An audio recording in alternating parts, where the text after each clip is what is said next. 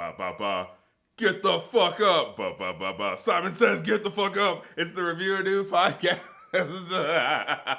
I'm DJ. I'm Evan. And this is the podcast where we typically take a second look at our or your favorite pieces of media. And today, of course, we got a request from Arthur B. with Pacific Rim. And if you'd like to make a request, go to kofi.com/rackcritic and get your request in. I'm saying half off for patrons if you want to be a patron as well. Patreon.com/rackcritic. If you join at certain levels, you get different things like being able to see episodes early and vote on things. I think, for the $5 level, you get to vote on stuff that I'm reviewing, as well as what was it? As well as do the what you think talkback sections for my Rap Critic reviews. So get with it, act like you on it. So many benefits you can't keep track of. Dude, right? I get it. I'm just doing so much crap. I'm just chucking it out there into the internet for the people to get with at their leisure.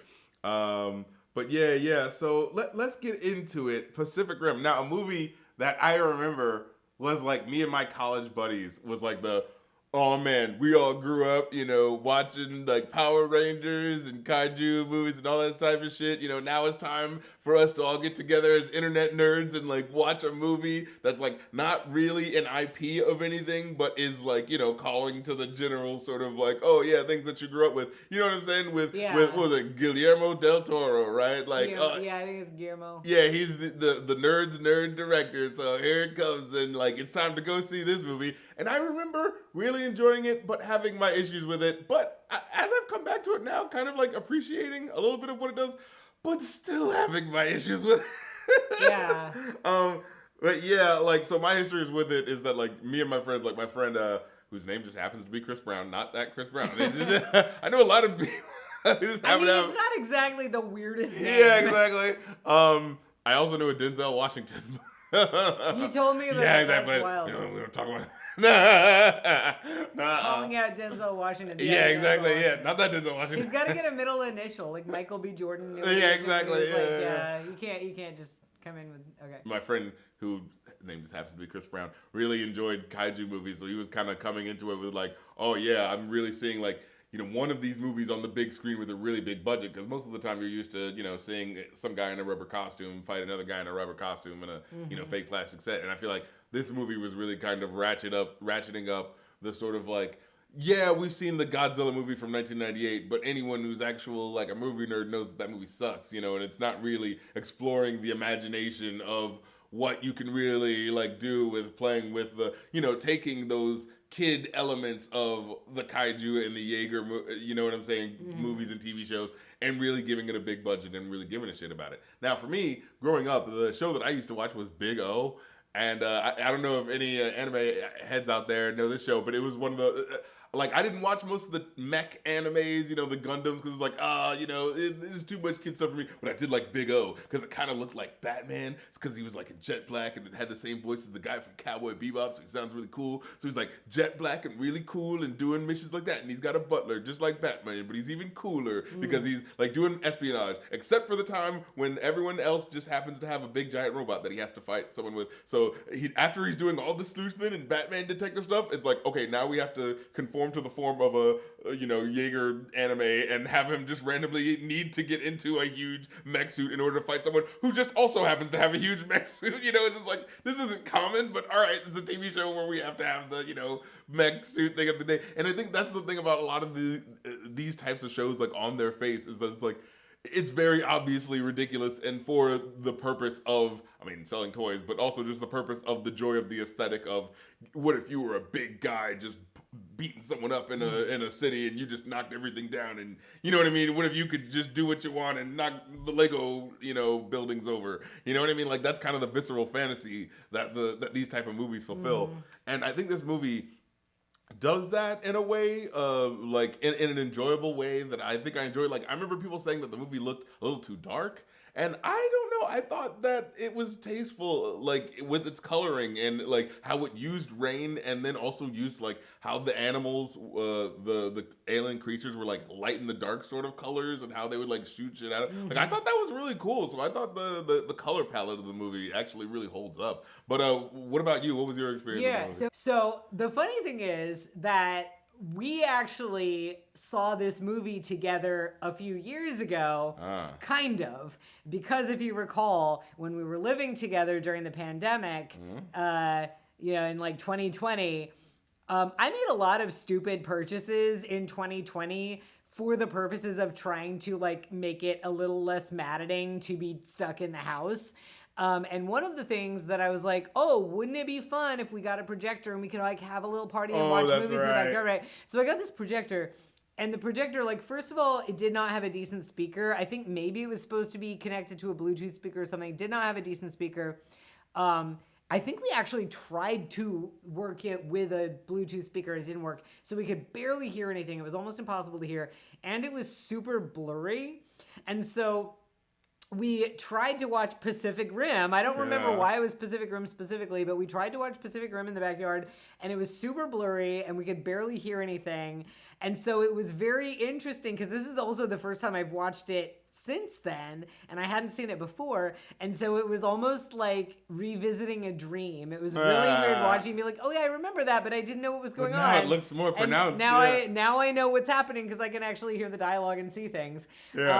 So I don't have a huge history with like kaiju movies. I think the last kaiju movie I saw was actually that one where Anne Hathaway is an alcoholic who like accidentally bodily controls a kaiju on the other side of the world when she gets drunk and stomps through a playground. It's pretty good. It's actually really good. But like I haven't watched the Godzilla movies, and like I just, but I love Guillermo del Toro, and I've seen a lot of his stuff, and I do really enjoy, I have to say I enjoyed watching this more than I thought I was going to. And I think part of what I enjoy about it is that while it is clearly drawing on this cinematic tradition of the kaiju movies and the giant, the Jaegers and the, it's not like a completely original idea, but because it's not tied to a pre-existing IP, I felt like I could sit down and enjoy watching the big monsters and the big armored robot suits fight without feeling like, oh, I'm supposed to like remember this thing that was from 2 movies ago, and I'm supposed to remember this lore or whatever. It was, I think the self-contained aspect of it, it was very beautiful in being a self-contained thing. I think it does the good job that not like not a parody of the genre, but a pastiche in the way that Quentin Tarantino does a lot of movies that are beloved to him. Like he does the movie, or this type of movie, the heist movie. You can enjoy Hateful Eight without having watched a bunch of westerns. Yeah, and that is what this movie I think does a good job at. It amalgamates those tropes and stuff like that, but is able to still be its own thing in a way that you can tell is a loving letter to those things while still being its own sort of like basically being a Mel Brooks movie, but like seriously, you know what I mean? I'm like, oh yeah, we're parodying. I mean, we're like, if you know these tropes, but like it still works on its own because we're actually still building a story that has a good emotional set of beats to it that I actually like appreciated more as I came back to. I didn't realize, because at first when I remember watching the movie, with your friends, you're just like, it's all about the action moments and getting hit with the boat and the things like that. But then going back, I was like, I actually thought that there were some cool emotional beats that I think were underappreciated for, an action movie, because a lot of times people don't, care to really think about making the characters like, really being able to root for them. I feel like a lot of like action movies these days are so relying on, oh, this is the costume of the guy that so anyways, here's the adventure. You know what I'm saying? Yeah, like the characters I liked the characters. I will say this movie is awful for anybody with face blindness, because I have face blindness, and there are like 4 white guys in this movie who look identical. And it starts off with twins, so you're already kind of like, twins. Wait, what? And I think they're fraternal twins. I was staring so hard and being like, okay, I think his nose is a little different. I don't think they look identical, but they look a lot alike, which is appropriate if they're fraternal twins looking similar. Because a lot of siblings do, even if they're not identical twins. But then there's the Australian father and son who also look like the main guy and like each other. And I was just like, I can't. Yeah. They all have the same coloring, the same haircut. Yeah, but in the same way that like even though he's got the General McHero face look to him, like they still imbued him with enough character that made me actually like give a shit about him in a way that like, you know, another movie like Avatar wasn't able to do. You know what I mean? The acting and the writing is good, Yeah. and he was able to distinguish himself as a character in that way. It's just if you struggle with telling people's faces apart, you're gonna have a little bit of a hard time. Now, just to get it out of the way, this movie is basically unironic Starship Trooper. It's very much and here's the thing: they're literally like big monsters that are trying to destroy our world. Yeah. And I feel like, you know, it is healthier to like look.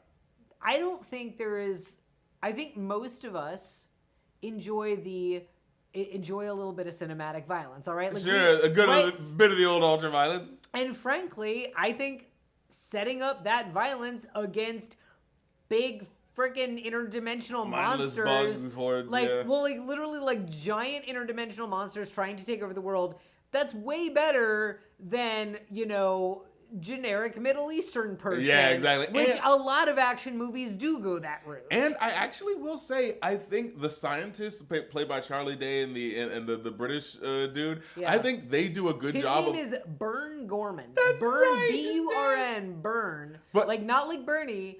B-U-R-N, Burn Gorman is his name. I think those characters do a good job of being the exposition that lets you know, like, oh, this is how these animals are like acting. They're trying to terraform. Yeah. They basically were what we considered the original dinosaurs, and now they're back. Now that basically social commentary guys, we've depleted the ozone and all these sort of things. So it's actually made the perfect atmosphere for them to start testing the waters coming back. Those two characters are the best part of the movie, I think, and they're very distinct. Both from the sort of generic action-y characters and from each other. Like, they're both weird, but they're two different types of weird, so it doesn't feel like they're trying... I did enjoy that. Charlie Day's the little freak with kaiju arm sleeves, like, trying to like... Oh, yeah, the fanboy. Right. And then Burn Gorman, that man gives me the willies, and I mean that as a compliment. That man looks like if you took Elliot Page and, like, stuck him in a freezer for a week. That is... His little scrunched up face, dude. He gives me the fucking willies, and it's great.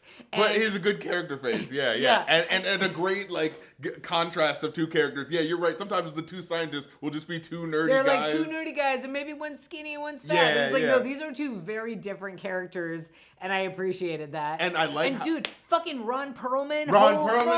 There's so many good actors in this movie. Oh, yeah. And so they're able to show their weird, craggy faces and be really good at it. Yeah. I loved the kaiju bits market. Yeah. So, but what was it? So, because I wanna say that to get the plot in alignment. We're jumping way ahead. But because I do think it's a good way that because like speaking of Starship Troopers, well, the funny thing about where it's different about Starship Troopers is that the bugs, as far as the narrative that we see in the movie is concerned, it's us going there to attack the bugs. And then, like, there's a part where they say that we were attacked by them, but they never make it 100% clear. Yeah, whereas these kaiju are very clearly attacking Earth. And coming from below the Earth. That was the sort of, like, start of the subversion when they start telling the story. It's like, oh, I always look to the stars thinking that, it's something would come from the sky. And can I just say, I love a good world building, here's what you need to know, sort of montage at the beginning of a movie. I fucking love that. The beginning where it sets up, this is the kaiju, this is the Jaeger, these guys are superstar pilots because, they're saving the world. The opening of Watchmen, like, I was just talking about, like, how flawed the movie Watchmen is, but that opening scene of Watchmen, oh, you mean with the montage? Yeah. So, like, yeah, I loved that. I love the opening montage. Yeah, it really pulls you into the world, you know what I'm saying, very directly. But yeah, I think they do a good job of that. And but what was I saying? Oh yeah, as far as how the villains in this movie work, essentially the aliens are like planted on this earth, kind of like trying to terraform it. And so the idea is that they're sending a monster I think it's like once every 6 months, and then it was once every 3 months, and it's like they're going faster and faster as the animals are getting more acclimated to like clearing the way and like I think it's their DNA they're all clones that are like basically conferring DNA back and forth to each other in order to like do the missions and what they need to do. So it's like it's one of those things where like no, this all makes sense from like an animal perspective. It's like, hey, they just want to, you know what I mean, like terraform this place, and they don't care about these people that are here. Like, no, you guys are just the thing that's in the way. You know what I mean? There was also a nice sort of like eldritch horror, not the cosmic horror touch, where he says they've tried to do it before. It was with the dinosaurs, but it didn't work, so they had to wait. And the idea that these beings are so ancient and bigger and so much bigger than us and so much more powerful that for them the dinosaurs were like, okay, let's wait a little bit and come back. That in and of itself was horrifying in a really effective way. Well, also because it's like, this is a big problem I have with a lot of movies where something will happen and it's like, oh, now we have to deal with this menace. Now 50 years have gone by. It's like, okay, but why now? What is the reason why now? And with this, I love the social commentary is the sort of the reason of like, well, because our we've been fucking with our Earth a lot, and that's changing the conditions. So I think that's a cool way to do social commentary, but use that as part of the narrative to explain why things are happening. You know what I mean? So now that like brings you along for the ride.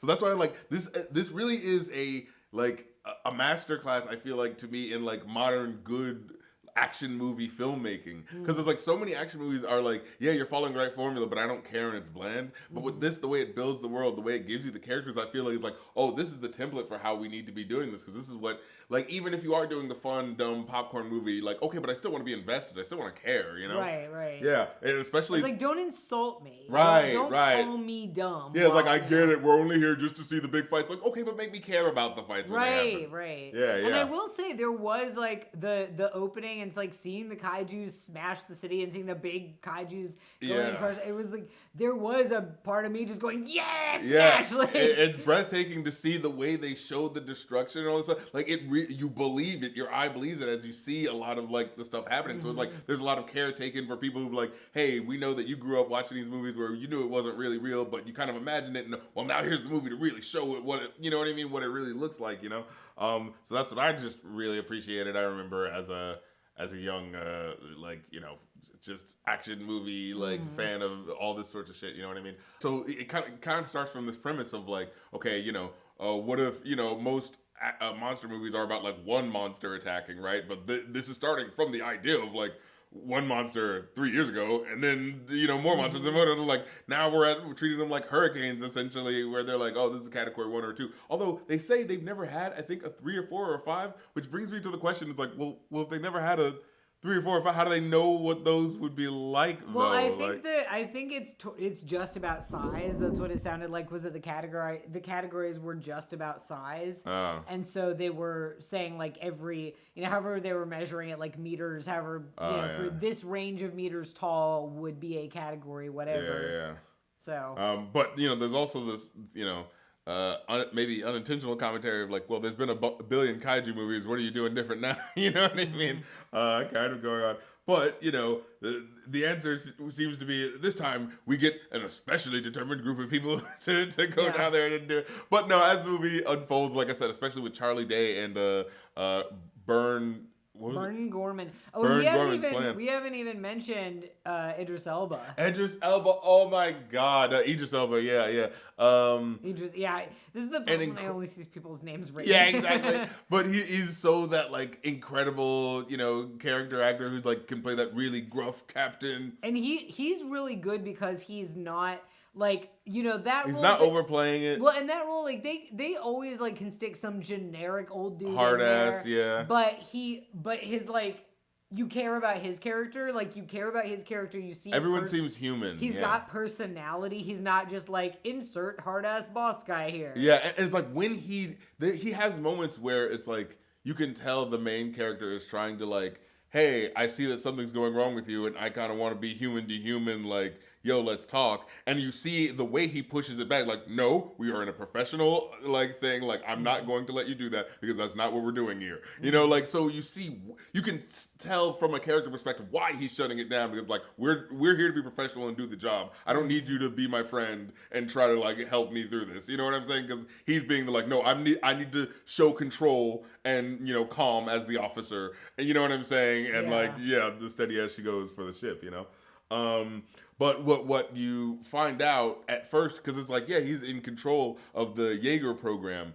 and they end up, what was it? he's in control of the Jaeger program, and at first the program's doing really well. Now the reason why he's never gets in a Jaeger himself is because we later find out he's like poisoned by getting in the first one. So we haven't talked about like the way the Jaegers work is interesting. Oh, that's right. Because you're not just like getting in there and driving it like it's a truck. But I think the first ones it was like it could be one person, but he ended up getting radiation poisoning from it. So that's what they're like. Okay, you need two minds in order to handle. Well, I think like like I said, like I think even in this world, the Jaegers from the beginning, you're not just like climbing in and driving it with a big steering wheel. Like it's all hooked into the brain. And because it's too much for one person to handle, and it's too much for one brain, they divide it between two people, and so each person uses one half of their brain, uses one hemisphere. Now, one thing that bothered me, and you have to like link minds in order to do it, which feels like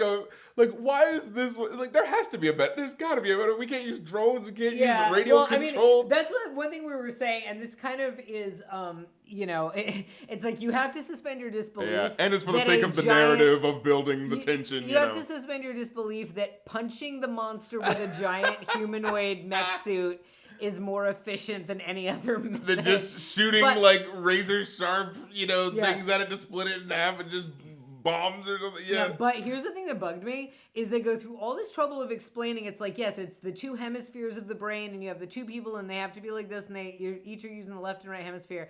And then they just casually have these like minor side characters that don't even talk, who it's like, oh yeah, those triplets, they run a 3-armed model. Yeah. And it's like, okay, so is one the cerebellum? Like, how does that work? There's only two hemispheres of a brain. That's right. They did just casually drop that. And then what I don't like is I feel like we don't give enough shine to the robots, the individual robots, because most of the time kind of like they have a minute of like, oh, she's a beaut, that old model or whatever. Yeah, but we don't see them in action as much. Like there's one scene where we see all of them when they're trying to take on all of them at the same time. But I feel like the thing that makes you want to buy the toy, that's what you're trying to get us to do, right? Is seeing it in action. And I feel like we see the 3-armed guy in action like one time, and then the rest of them are kind of like coming to help him, but that's basically it. Mm-hmm. There's the really like daunting, like haunting scene where that one ice fisherman, basically the twin Jaeger guy, Raleigh, that's his name, as the Australian calls him, Raleigh. I kept getting confused about who was Chuck and who was Herc and who was Raleigh. Like, for some reason, the name Raleigh did not want to stick in my head. North Carolina, come on. Even though the Australian guy kept calling him Raleigh. Yeah. He made that shit sound like a slur. So he basically he gets attacked by a kaiju, and him and his twin brother, and his brother gets killed, but he doesn't. He's able to pilot the Jaeger to safety by himself, but he ends up in this really icy sort of place where it's so scary when you see his Jaeger coming out of the ice with these two small people that he almost steps on. That's we were talking about right before we started watching the movie. The giant statues that they have in different places, like those huge Buddha statues that are bigger than buildings. And there is something terrifying about something huge being that big, and especially when it can move. Oh my god! And on the big screen, being able to make you see the weight of that, you know what I'm saying, and really feel it is really sort of breathtaking. The one thing that I would say is, I mean, you gave a bit of an explanation for it, where it was like, okay, how are they fighting and standing up in the ocean as far as they are? And it's like, okay, well, maybe they could be so tall that they're touching the ocean floor relatively. Well, like I said, I think they're still on the coastal shelf. Yeah, relatively. Point. But they might also just have some kind of jet coming out of the bottom possibly, of the feet. This is where we get into the action, because it starts off basically with the twin brothers. The reason why this happens is because this was a bit of a weird sort of felt like a bit of a contrivance thing in order to make them seem like good guys, when they were just doing what would essentially be their job. Because what happens is they're like, there's a kaiju coming, and you need to protect the city, so head towards the city and protect them. And there's oh no, there's a boat with 10 people on it, and Idris Elba is no, don't help them, it's more important to protect the city over 10 people. and like the brothers look at each other and they're like, huh, you know what I'm thinking. Oh yeah, and it's like this is like the military. You can't just do that. I mean, this is like every movie that just has people flagrantly violating orders, and then at the end it's like, whatever, you rascal. It's like, no, you can get court-martialed for that shit. Yeah, but the funny thing about it is, like, they go to save the boat and the kaiju's there anyway, so it's like, okay, well, they were gonna have to deal with having to, you know what I mean? Sooner or later, they're gonna have to deal with the kaiju. So what does it matter that they're still in the ocean, being able to just fight it where it is? Isn't that actually smarter to fight it there instead of? Oh yeah, there definitely seems to be a thing where the plan is too often wait until it is in the city, smashing buildings before so that it doing looks cool. Anything, and it's like what? Yeah, just why would you not try to intercept it? Yeah, like why do you not just have a whole bunch of like just razor sharp like things right at where the breach point is, and anything that comes through is just gets sliced through. You know what I mean? Yeah. Just have an apparatus right. Apparently that's the only place these things can come through. So just set something up right there. Now they tried to like send through an atomic bomb or an atomic blast to try to close it up, but the problem has been like they haven't been able to get in because like as soon as they get close, it just like immediately like snatches up essentially. Mm-hmm. And I think it's like kind of cool what they figure out how to solve it later. But what I think is kind of funny is like at the end of when the twins kind of get like basically dispatched, one of them gets killed and the other one like kind of ends up missing in action and what have you. Like they're like the rockabilly dude that you called him the way this guy looks. Wait, he's such an anime character. Pause. Are we making any sense? Real question. Okay, so just for the record, in case anybody is listening and has not seen the movie, and we just are going, the premise, there's a rockabilly guy. The premise is that kaiju, big scary kaiju monsters, are coming through a rip between dimensions in the space-time continuum in the sky, and they're coming. Well, in the ocean. In the ocean. Right. Come on now, Ian. Oh, I'm sorry. I thought okay, it's in the ocean, it's under the ocean. You're right. Yeah. Okay, anyway. So forget that. So big scary kaiju, big scary monsters are coming through an interdimensional rift in the ocean. And in order to fight them, humanity started building Jaegers, big mech suit bots. And in order to pilot the mech suits, the Jaegers, it takes two pilots, each linking their brain into the robot, into the Jaeger, and using one hemisphere each, and it connects them psychically to each other. That is the premise, and that basically at the beginning it's like, okay, we've all gotten a handle on this, it's all good, and the Jaeger pilots are rock stars, and here's our main guy and his twin brother, and they're rock stars, and then his twin brother gets killed by a kaiju, and he just can't pilot anymore because you have to have somebody that you're compatible with to do it. You can't just do it with anybody. And so he just goes and works on the wall they're trying to build to keep the Jaegers out. Yeah, and in between that time, because what happens is it seems like that Jaeger gets fucked up, and it seems to be like symbolic of the downfall of the organization. Because what essentially happens is like that Jaeger gets like busted up and destroyed, and then in a weird moment, like I know they're doing it for dramatic tension, but like so the rockabilly dude who's got like the sort of like they're like mission control guy looks like he's got little red suspenders, a little bow tie, a little pompadour, and big old sideburns. Yeah, and he's delightful. But he has a moment where he goes like turns to Idris Elba and he says like, "Sir, what should we do, sir? Sir?" And like once the sort of like destruction has happened, where it seems like it's kind of a lost cause, Idris Elba just like turns around and starts walking out like very like sort of like calmly, but just like walking towards the camera as it slowly whites out, and you hear in the background him going, his the underling guy going, sir, what do we do, sir? And I'm like, man, that's really fucked up, man. You just gonna leave this guy at the lurch? Like they need you at command right now, right? Yeah. Are you just about to like go to the bathroom and cry or something like that? Like, dude, fucking like show a little, you know what I mean? Show a little respect for the people who's working for you right now. Like, keep doing it, working on. At least tell him like, hey, don't worry about it. Like, at least say something like, it's a lost cause. Like, we're gonna do what we can for damage control. And then it's like, the question becomes, did that monster just keep rampage? I assume they got another, like, Jaeger out there to beat it, right? Yeah, they didn't really address that, did they? See, that's my problem. So what they kind of do is they're like, the Jaegers, after a while, become not cool because, now the monsters have been, like, Category 3s and stuff like that lately, so it's been kind of getting worse. Clearly, this is not solving the issue. Yeah, but the thing becomes, like, okay, What was I saying? Yeah. He says, what was it?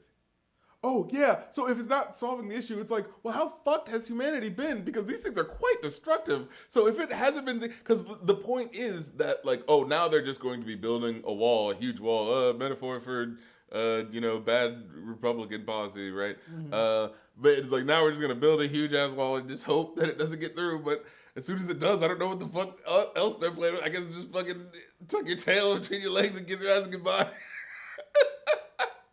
So it's like, hey, at least we're giving people jobs, Yeah. And also they talk about how the monsters are coming at a faster clip. So I imagine it can't have been too much time between him getting, you know what I mean? Well, he says it's 5 years. Yeah, so like, but the monsters have been attacking more frequently as time goes on. Isn't that right? Like, yeah, they did.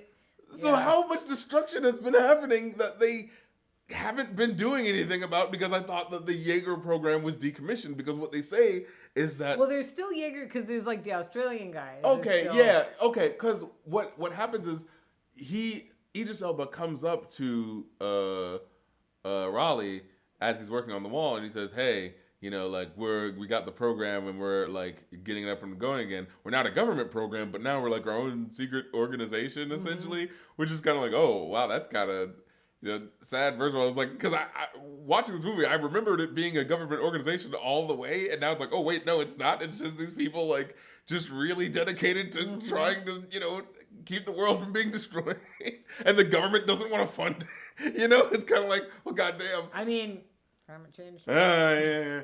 But there's kind of a if their only resolution is just building a big wall, it's just like that's not gonna work. And then immediately we see the scene where the wall is just immediately torn through. It's just like, okay, so there wasn't even like they weren't even sure this was gonna work. It's not like they had like, oh, this is Titan proof or whatever the fuck. You know what I mean? Like they were just like, well, at least we're giving people jobs to work on a wall until they get killed. And so Idris Elba essentially says to him like, hey, like the world's coming to an end. Do you want to die on a wall, or do you want to die in a Jaeger, like, trying to, help it out, right? Mm-hmm. So this program is being funded. Oh, yeah, and we later figure out being funded by essentially them selling black market, like, organs of the aliens to that Ron Perlman. Yeah, to Ron Perlman's character. So it's kind of like I had that moment of being like, oh, wait a minute. I was watching this movie being like, oh, the good government-funded organization that's trying to do its best. And it was like, no, they're halfway through the movie, they aren't government-funded, and it's actually being funded by a pretty shady, like, this is fucking Miami all over again. So I'm just looking, this is just from the Wikipedia article.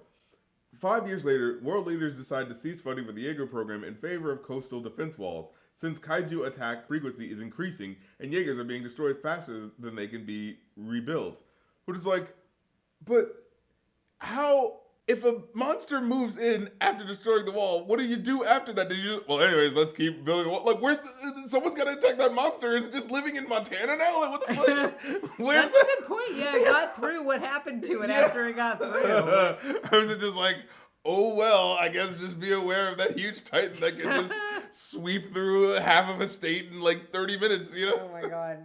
Yeah, I didn't even thought of that. The one that's on TV just going, oop. Yeah.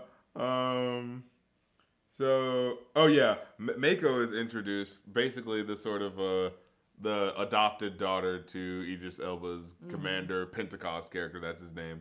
This is a great action movie character name. Right, Pentecost. Yeah. And I think it's Mako. Yeah. Yeah, Mako. And so it's funny, she's Raleigh's introduced to Mako, and Mako sort of like, sort of whispers in Japanese to Idris. She says, oh, I imagine him differently. And, the joke being, oh, Raleigh knows a little Japanese. So he goes like, oh, better or worse? He says in Japan, because he goes like, hey, did you imagine me as better or worse? Let me know. Yeah. And I like it because it's this cute character beat that kind of sets it up as being like, oh, she's thinking about me in a certain sort of way. Like, wait, I've been evaluated by whoa, what were you thinking? Like, no, like, tell me. And like, it's that fun sort of like meet cute moment there that bounces into the character beat of, wait, no, she actually is evaluating him. And at first you hear this moment of like, oh, she thinks he's really good at what he does, but she also like has the problem with him being impulsive and unpredictable, essentially. She's like, yeah, I actually, there becomes that bit of friction there. At first it's like, oh, she seems to be acknowledging his talent, but then she's kind of like, yeah, but I think that you're too unpredictable. You don't, you don't follow orders and do da-da-da. And, he answers in a good character beat moment where he's just like, well, I try to, like, when you're a pilot out there on the field, like, you have to live with your decisions. That's what I do. You have to make decisions and live with them. And, I try to do that. And he kind of like has like his, brother's photo kind of up, and he's kind of like going through the pictures real quick. And it's like, and, I try to do that every day. Like, that's essentially what I'm trying to do right now. So I thought that was a cool moment of like, I'm trying to like, look, I make decisions and I'm trying to live. In a lot of action movies, people will not answer a question in a way that's like, oh, I know you were trying to answer that in the emotional way, but like they actually did ask you a specific question. You know what I mean? And with this, I think it satisfied the emotional moment of why you probably wouldn't want to keep asking questions, because this was like, look, dude, I made my decisions. I'm just trying to do what I'm trying to do right now. So I think the characters are well written in a way that I feel like didn't get enough credit, honestly, when I look back at this movie. Yeah, that said, it's so weird how the story ends up, where I want to give it props for being a progressive storyline, but then it's like in absentia of doing anything else, it feels kind of empty. So the fact of the matter is, okay, I know, we're all used to like, oh, the, chiseled, jawline white dude who is, comes across the hyper capable, cute Asian girl, and of course they're gonna hook up by the end, right? Like, of course that's what's gonna happen. It's the action movie. Of course that's where this happens. And I feel like this movie does a sort of, no, we're not going to do that. No, this is going to be a mature modern movie where people can just be friends and like be co-workers. But there clearly is a romance between them. That's the thing that infuriates me. It's like, of all types of movies, this is honestly the perfect movie to do that. And you kind of legitimately set it up at certain moments. Literally, you're supposed to be drift compatible. Your brains are supposed to be like melded together. Of course you might fall in love. How are these people just able to just be like, no, just friends? Like, what? Like, you're literally seeing each other. I was thinking the opposite. It's like, how could you have romance with somebody if you actually... Oh, if you've seen them when they were a child. Well, if you're in somebody's head, you know everything they think, you know all their weird kinks, you know every like mean or judgmental thought they had about you. You've seen them shitting. Like how are you? You can't, Well, but I was thinking because narratively, because the twins are really drift compatible because they have this connection. You don't necessarily need to be related to each other because they're doing the sort of tryouts to figure out who's really drift compatible. That was confusing to me because at first I thought like, oh, it's like twins or father son. Which first of all, like, oh my god, I would not want to share a brain space with my father or my son just because. No, that's so weird. No. Like I said, see you shitting, see all your fears. Yeah, but at least twins already kind of have tend to have like a closeness like that. But it's like, I thought it was like you literally have to have actual memories in common. Yeah, right, So then that seemed to change partway through, but so I wasn't quite clear on what the compatibility was. But yeah, I just feel like it is very unrealistic to have a romance between two people who have literally been inside each other's brains. But it seemed like that's what they were building up to, because they kind of have these little character beat moments of going like, yeah, when you're in that drift together, like, it's like, it legitimately sounds like he's talking about a relationship that he was in, that he's like, oh man, being in a relationship with someone, it really does feel like in that drift, like you're alone with them and just your thoughts and da-da-da. And wow, going in there again, really feeling that, like that's what it feels like. They're talking about a relationship, you know what I'm saying?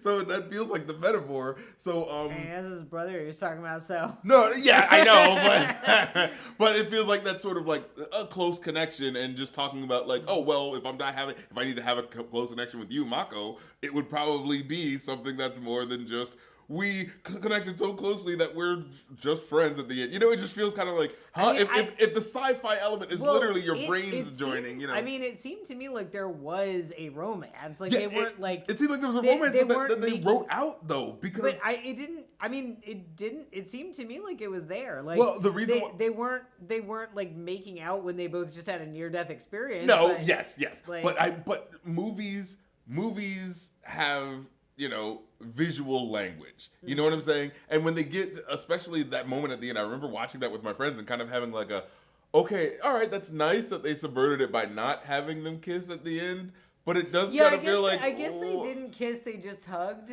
Do you think it might have been... Because when did this movie come out? 2013. 2013. Do you think it might have still been some weirdness Awareness about for interracial... Chinese audience, yeah. Well, I was going to say, do you think it might have been an interracial thing? Oh, that they wow, were like, that's somebody weird. was like, oh no, I don't know. Yeah. But because it does feel... I guess for me, like, you're right that in a movie, a romance would be confirmed with a kiss.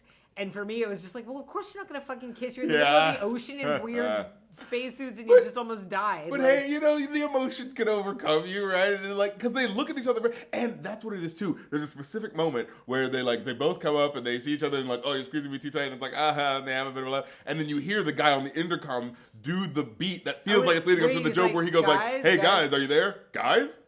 And that's usually would be kissing, they're making out. Like, but if you look, they're just kind of like, oh, we're just so beleaguered. It's like it feels like a setup that they're not so paying weird. off. I think I just was in my head. I was like, well, of course that's a romance, of course.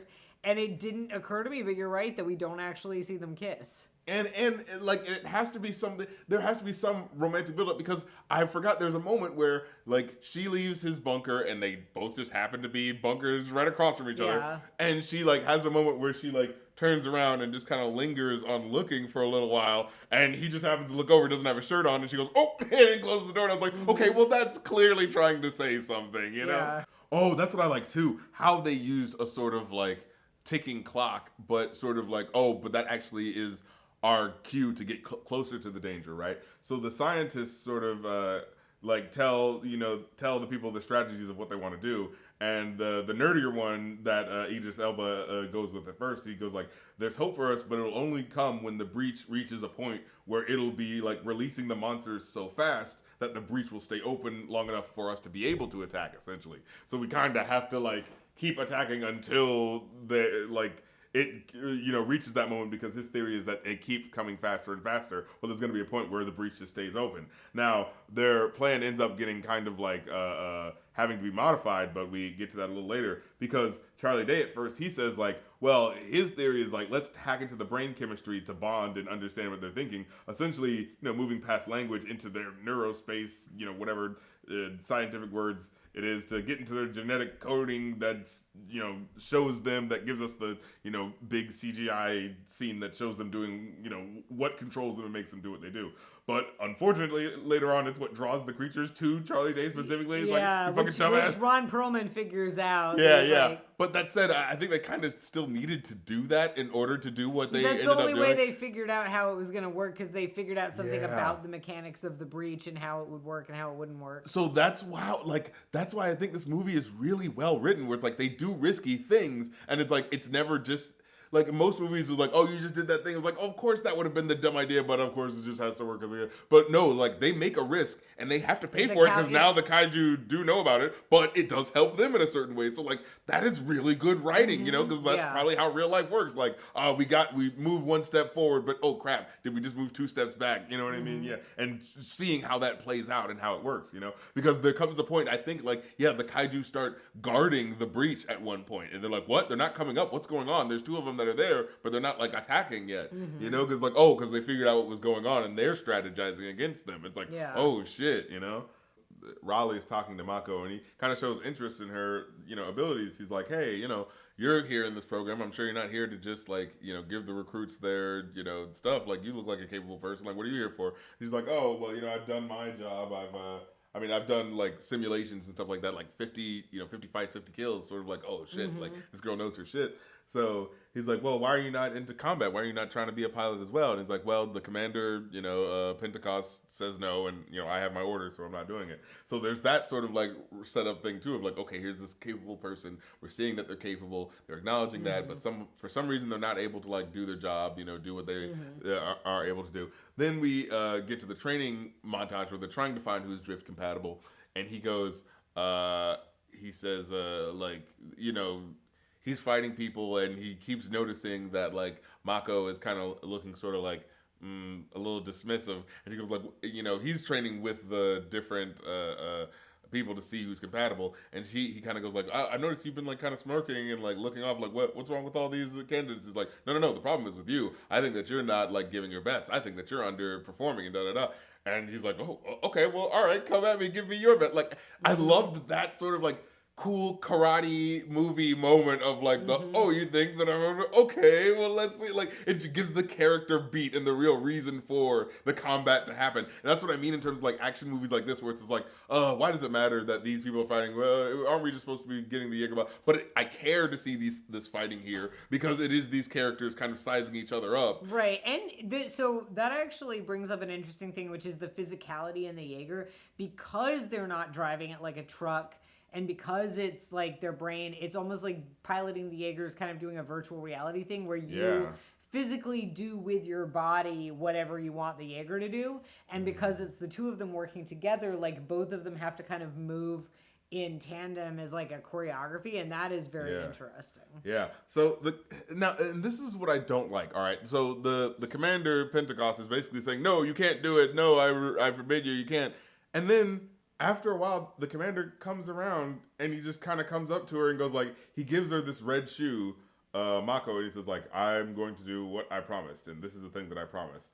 And then the next scene, she's actually going to be, they're testing out the drift compatibility with him and her, Mako and Raleigh. But I was like, wait, but I thought earlier in the scene they had a specific emotional beat of, no, you can't be doing this out of revenge. You can't, like, revenge is not what's going to. So it seems like the beat would be, oh, no, you're not going to be going into this, especially if I feel like you're not ready and you're just doing this because of, you know what I mean? Like, I don't know, like, and then when they end up testing out the Jaeger with them two, she almost kills everybody. Yeah, so there is a sort of like, but then what ends up happening is they send out the other Jaegers to. Right, it's the Rudolph the Red-Nosed Reindeer. Yeah, it's like okay, they can't do this. They're not ready. They're grounded. But all the newer Jaegers are digital, and the kaiju do something to like wipe out all the power. Yeah. But the old Jaeger that Raleigh and Mako were using is nuclear and isn't affected, so they're able to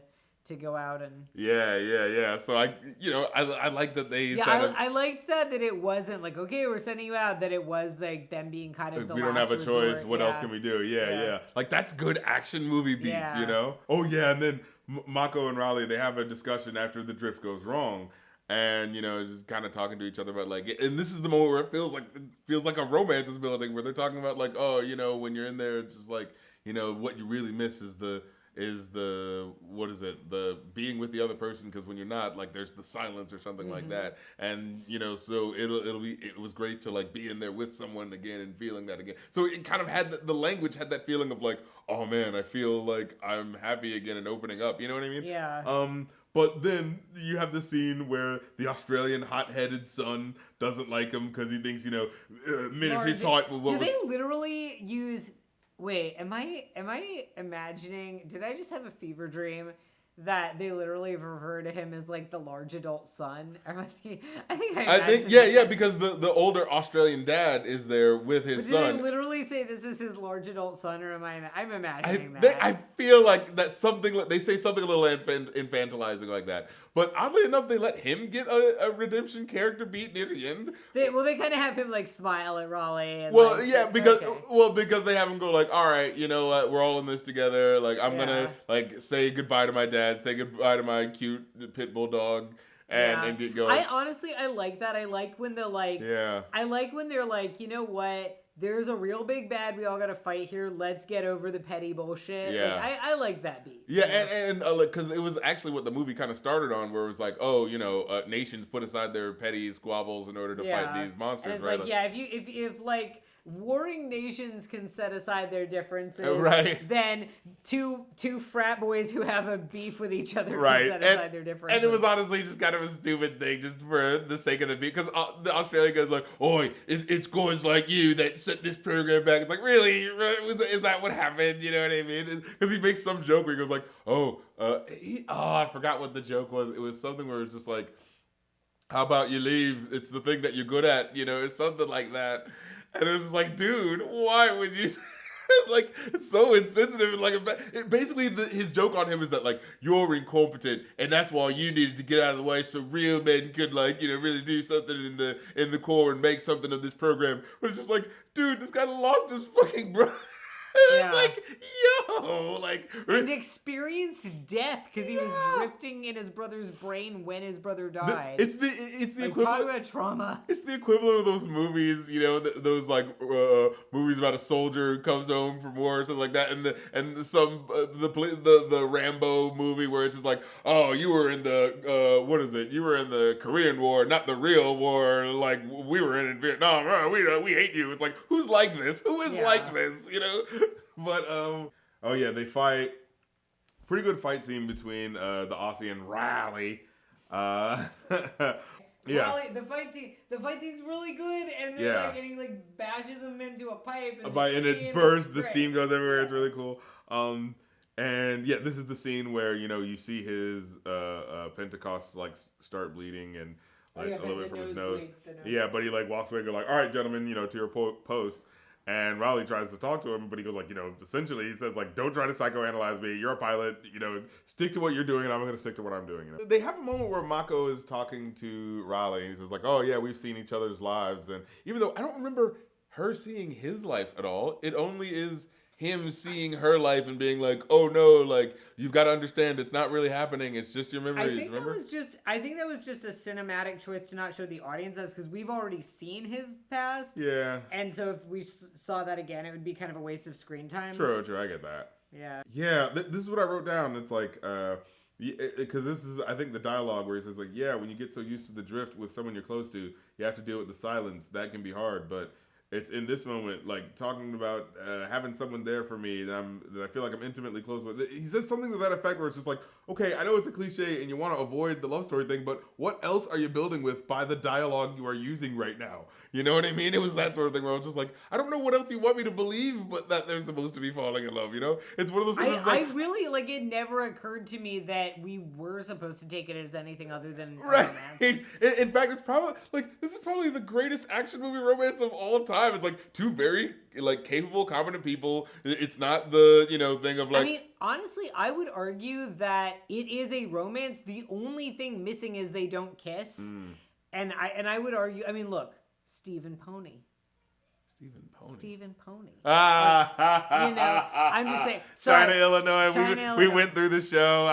I'm saying you can have a great love story that doesn't include a kiss, but the characters are in love, and them choosing. And it's that yearning. And I would say them choosing not to show the kiss doesn't mean it's not a romance. Yeah, true.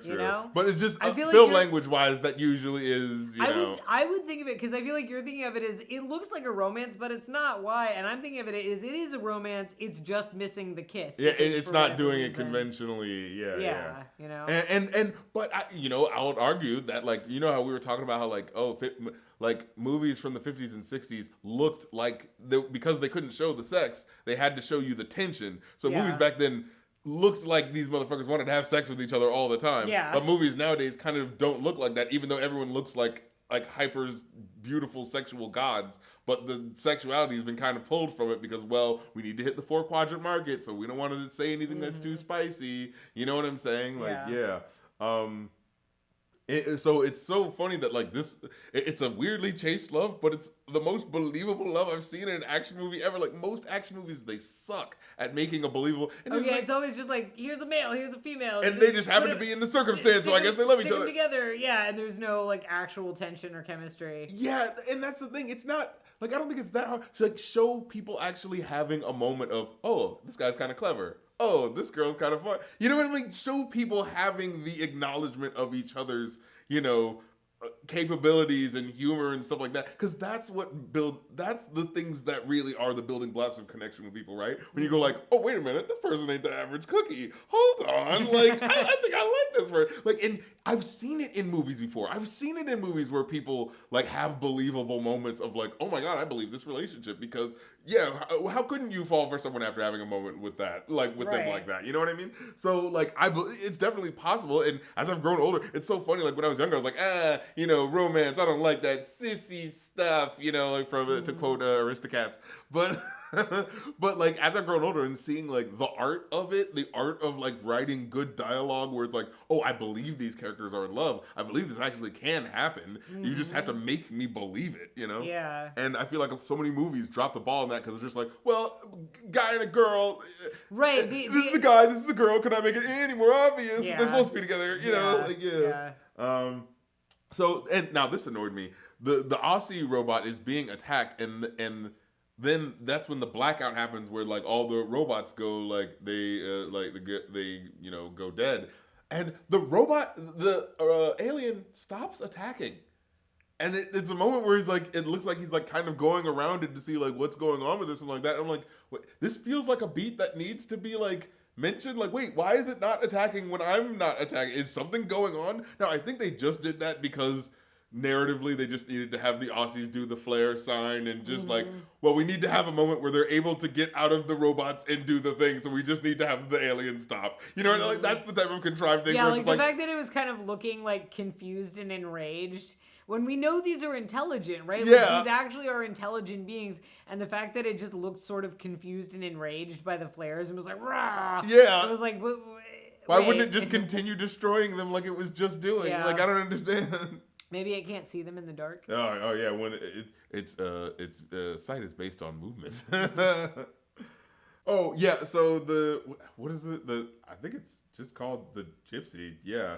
Oh god, yeah. Yeah, I was like, oh, I guess that's just the name. The Roma bot. It's spelled with an I. Yeah, so yeah, it's fine. the Gypsy. Yeah.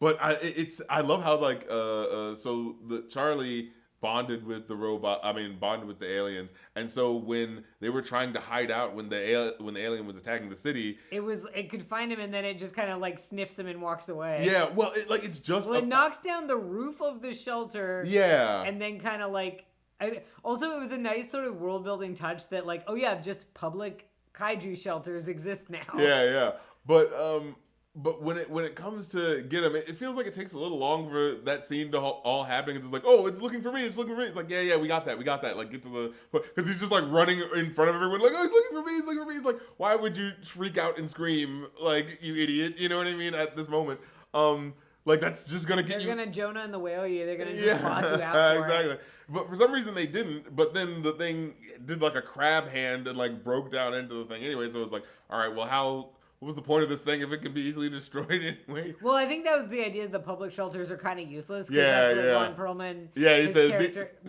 He said these are just this is just a buffet line. Yeah. And the thing puts that little flowery looking thing to sort of like find them, and it seems like it like purposely avoids them at one point. He's like, well, he's right there. Why would it not notice it? But whatever. We have to have the point where he happens to get saved just in time. I think that's some kind of a sensory organ. But either way, he gets saved just in time by the gypsy robot, Gypsy Jaeger, carrying a long ship, basically going like, it kind of has that look of like, all right, we're gonna do this shit. Bat. Yeah, exactly. But I love the way it looks in terms of like it has the language of the robot has the language look of the body of someone going like, all right, come on, let's do this shit. You know what I mean? I'm like, I've had it with these goddamn aliens on my goddamn, coastal city. So, but it's even watching the movie, again, as much as I'm giving the movie props for like how good it was able to do certain plot points, there's other points where I'm going like, okay, so you've got this ship and you're hitting it with the ship. Maybe, all right, this long thing, maybe it's all made of iron, very strong, long thing. But it's like, but then later on, you have a fucking like robo sword. And it's like, the sword was so goofy. Yeah, and it was wait, goofy. You couldn't have used the robo sword three aliens ago. Also just swords and punching and swinging large objects. Yeah, exactly. It's like really the most inefficient way of. This is the best weaponry we can come up with. It's like I know what if a really big guy was there? I know I'm gonna punch him, but then I'm gonna have a rocket-propelled thing on my elbow, my robot elbow, so it punches him really hard. Like that was literally what they were doing at one point. I'm like, okay, what? Come on, like that's not a robot fist is not going to penetrate the skin of the thing. Like, don't you need to like do something to get rid. Is time not of the essence? Like, yeah. just get something that's filled with razors and concussive bombs or whatever the fuck, and get in there and split it apart and bomb the thing. You know? Yeah. Jesus Christ. But again, it's for the purpose of like, well, this is the cool part. Oh, in the third act, he gets the sword. But it's so that thing of like, can we at least have an excuse of like, oh, you know, the turbo boosters for the sword, like they messed up or something like that, or you know, we need something that. Well, they could have easily, because it's like supposed to be an old, out of date mech. Like they could have had that kind of thing. Yeah. Let me see.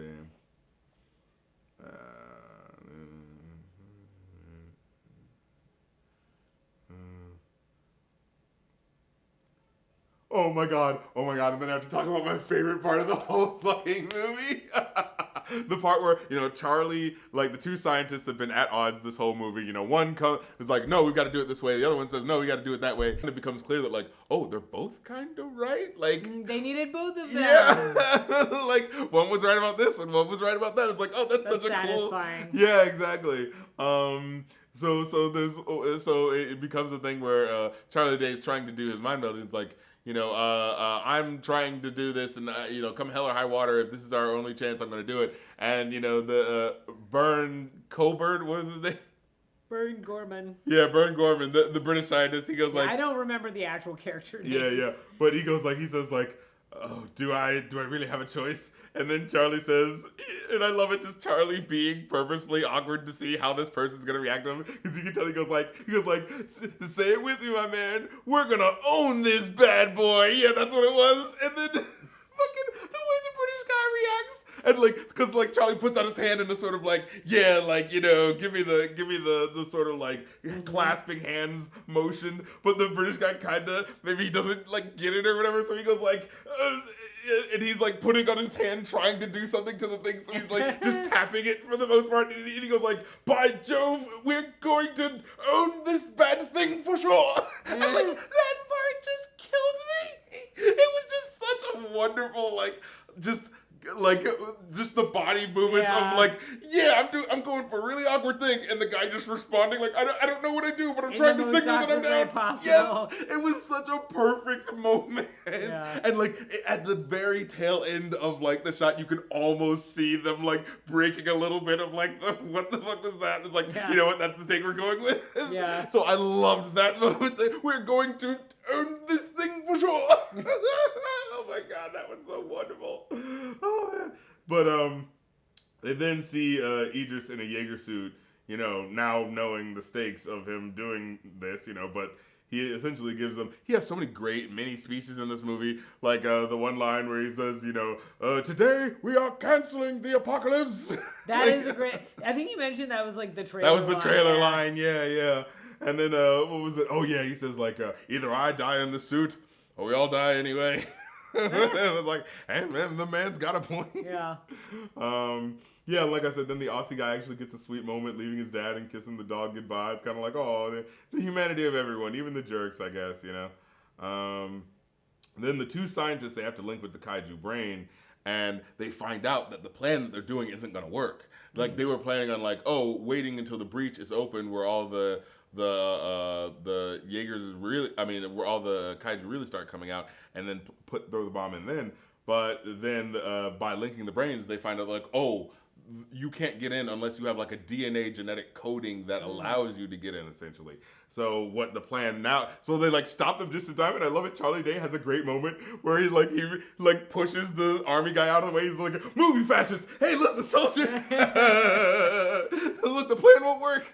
And he goes like, yeah, like it'll only work if you like grab one of the aliens essentially and jump in with them. And what is it? Oh yeah, so this is the point. So essentially the plan ends up working. He evacuates Mako first. What is it? Raleigh evacuates Mako first, basically saying like, hey, let me take the mission so one person comes back. And so it feels very much like it's being set up like well, all right, one of these motherfuckers is gonna die. And then he like is able to put the Jaeger all the way into the world, into that other world and then shoot himself out just in time. And I remember watching it because it looked like there was a whole bunch of stuff that was opening up and it looked like it was about to close. So I was thinking, oh, is he screwed? But then they just never show those stuff closing and he's just able to get out. And it's like, well, wouldn't that thing be like, hey, wait a minute, what the hell is this? Well, and then they have that moment, the Independence Day meeting the aliens moment, where you just see an alien thing that you've never seen this whole time just kind of walk out and, I'm a representation of the big bad. Huh? What's this? And then, of course, it all explodes in his face. And then somehow he's able to get back in time. And then, of course, she services. And then it's a couple of seconds later, the dramatic pause moment. And then he services too. And then, but the Australian guy dies. Yeah. He gets the shit killed out of him because he's... And I feel bad for his father because the end is just like his father's just like, okay, yeah, we won. But his son just died. And yeah. But, and then we end with the non-kiss moment. And non-kiss. It's also that thing too because it's like, okay, movies, a lot of times, they can either end right as the dramatic moment happens and then boom, we're out. Or they can give you a little bit of a denouement. Yeah, the prologue. I mean, the epilogue. Yeah, this feels like it was a little bit in between that. Like it had like a tiny little bit of a denouement, but like not much. Yeah, especially old movies. They will end on like the big action piece happened and now we're done. Yeah. But like, movies. Now they gotta drag it out a little. Yeah, exactly. Movies these days, I feel like there's a sort of like, well, okay, people are gonna have questions about what the hell just happened. Like doesn't just end when the camera hits on a stop cut. You know what I mean? Moment. But yeah, with this movie in particular, I guess it kind of does. But it essentially gives us like, oh, we see them in the ocean. It's the Austin Powers ending. No, that wasn't the ending they ended up using. But in the Austin Powers like. VHS, you could see the extra scenes that they didn't end up using, and there was a really long set of outtakes where it's clear that like, oh, the place exploded, and they ended up on some yellow mini boat or something like that in the middle of the ocean, somehow like safe from harm, and somehow we're able to smuggle the boat, all that type of shit. We're just like, everything's just fine. So it's that kind of ending. We're like, oh, everything's fine. They're on the ocean, and people are coming to come get them. So the day is saved. Thanks, dude, the Jaeger Puff girls. But, I mean, they really only closed the breach. And that's what I remember. It's like, so they closed the breach, which I guess, like, the bomb, like, ends up closing it. But it's like, those aliens are still there. Like, they can't come back. But I guess that's for us to figure out in the sequel, which they did end up doing, I think, 5 years later. In 2018. So I do wonder how good it was and whether or not, it probably didn't live up to it. That's just how sequels are. But yeah, that's a Pacific Rim. Overall, I enjoyed it back then and had flaws with it, and then now it was like I appreciate more what it was doing and still have flaws with it. Yeah, same. Except for like not having, my only opinion about it before was I sure wish I could hear the dialogue. So yeah, no, it's fun. I mean, I definitely if I think about it for more than a second, I have a lot of questions. But it was a lot of fun. It was very beautiful, like visually beautiful, fun to watch. The action I thought was really cool. You could follow, you could follow it really fluidly. I thought a lot of the problems I do have with action movies these days, especially, everything just happens to be in the rain and in the dark where we can hide everything. But with this, I still felt like there was still a lot of clear, fluid action, especially in terms of what the aliens, were doing when they were attacking, so. And when they got into the city, of course, it always just happened to be like Japan or something like that, so it looked really, really cool with the neon lights, reflecting off it and stuff like that. So definitely beautiful looking movie and also really well sort of written movie overall. But that'll do it for the ReviewAnew podcast. Thank you so much for listening. Like I said, if you want to make a request, that's kofi.com/rapcritic for requests, where you can request stuff and get movies, live streams, or songs for me to listen to. Or the Patreon, patreon.com/rapcritic. You get to request new song. You get half off a request plus. You get to see this new content when it comes out first. You know what I'm saying? So get with it, act like you want it, And until next time, good people. I'm DJ. I'm Evan. And bum bum bum bum. Get the fuck up. Ba, ba, ba, ba. Simon says, get the fuck up. Throw your hands in the sky. We just in the back sipping yak, y'all. What's up? girls, rub on your titties. Yeah, I said it, rub on your titties. New York City gritty committee, pity the fool that act shitty in the midst of the calm, the witty. I just love the rub line. on your titties. Okay, I yeah, like girlies, rub on your titties. I couldn't I just heard something titties, and I couldn't figure out what it was.